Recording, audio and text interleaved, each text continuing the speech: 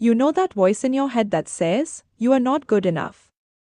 Or that sinking feeling when someone disagrees with you, and suddenly, your whole sense of worth starts to wobble. What if I told you that voice, and even that feeling, has less to do with truth and more to do with a story you've unknowingly agreed to? Most of us spend our lives trying to be liked, to fit in, to earn approval, maybe from our parents, our colleagues, or the people we scroll past on social media. But beneath that quest for acceptance, there's often a quiet exhaustion, a sense that no matter how hard we try, we are not quite free. This book, The Courage to be Disliked, is not your typical self-help book. It's a radical psychological conversation, framed as a dialogue between a skeptical young man and a calm, wise philosopher, about how we can break free from those invisible chains. And yes, it asks us to reconsider nearly everything we think we know about happiness, trauma, identity, and even the meaning of life. At its core, The Courage to be Disliked is based on the ideas of Alfred Adler, a lesser-known contemporary of Freud and Jung. Adler believed that we are not determined by our past, but rather by the goals we set for our lives, often unconsciously. And that single shift, from cause to purpose, changes everything. So, if you've ever thought, why do I keep self-sabotaging? Or, how can I let go of the fear of what others think? This book might just be the mirror you didn't know you needed.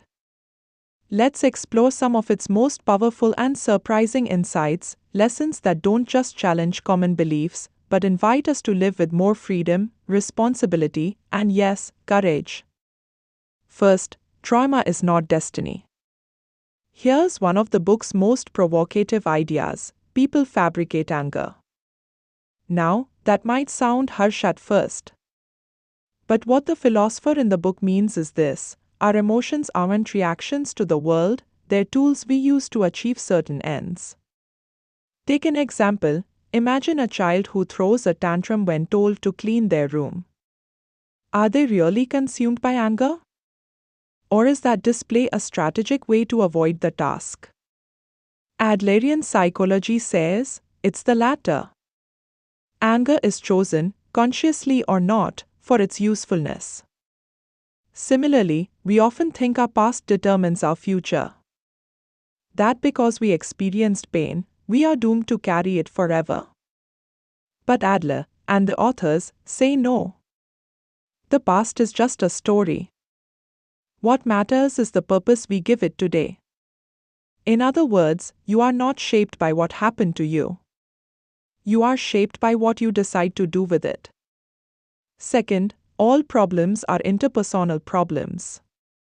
This one hits deep. The book suggests that nearly every psychological struggle, from anxiety to depression to low self-worth, has its roots in our relationships with others. Why? Because we are social beings. We measure ourselves constantly in relation to others. Am I good enough? Am I lovable? Am I better or worse? Think about how often your mood shifts based on a comment, a look, or a like. Adler called this the community feeling, and our suffering often stems from feeling we don't belong or don't matter. The antidote? Not isolation, but contribution. The philosopher says, you are not the center of the world, but you are a part of it. When we shift from competition to community, when we stop trying to be special and instead focus on how we can help, we begin to heal. Third, life is not a competition. Let's be honest, we are conditioned to compare. We scroll, we swipe, we rank ourselves silently in the background of our thoughts. But the courage to be disliked argues that this mindset, what Adler called the vertical relationship, is a trap. When you live on a ladder, there's always someone above you to envy and someone below you to fear. Instead, Adler proposed horizontal relationships based on mutual respect, not ranking.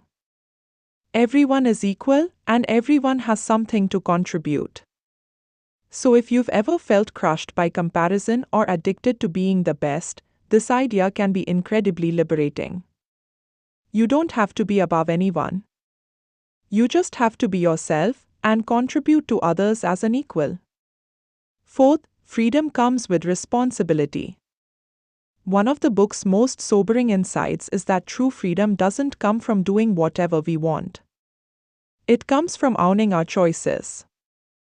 The philosopher makes a sharp point: when people say, "I can't do that," what they often mean is, "I don't want to." That might sting a little, but it's also incredibly empowering. We always have a choice, whether to speak, to forgive, to grow, to leave. And every time we say, "I have no choice," we are giving up our freedom to avoid responsibility. This is not about blame. It's about power. The more you claim responsibility for your life, the freer you become. Fifth, happiness is the feeling of contribution.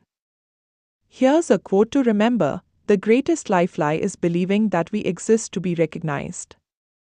So much of our unhappiness comes from waiting for validation, praise, or proof that we matter.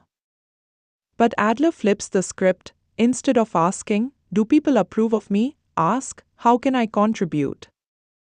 Whether it's in your job, your family, or your community, when you act out of service, not ego, you tap into a quieter, deeper kind of joy. One that isn't dependent on applause. And here's the paradox: when you stop needing to be liked, you often become more lovable. People sense authenticity. They sense peace. Sixth, separation of tasks frees you. This insight might save you from a lifetime of stress. Do not intrude on others' tasks. What does that mean? Simply put, don't do for others what is theirs to do. Don't take responsibility for their feelings, their reactions, or their life decisions. This idea, called separation of tasks, helps you set healthy boundaries. For example, it's your task to speak honestly. But it's their task how they respond. Trying to control that isn't love, it's manipulation, even if well-intended. Once you learn to separate what's yours from what's not, you stop trying to please everyone. You become clearer, lighter, more at peace. 7. The courage to be disliked is the courage to be free. This is the heart of the book. Living authentically, according to your own values and purpose, means you will face disapproval.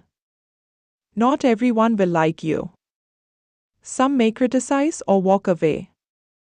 But the philosopher insists that is the price of true freedom. He says, the courage to be happy also includes the courage to be disliked.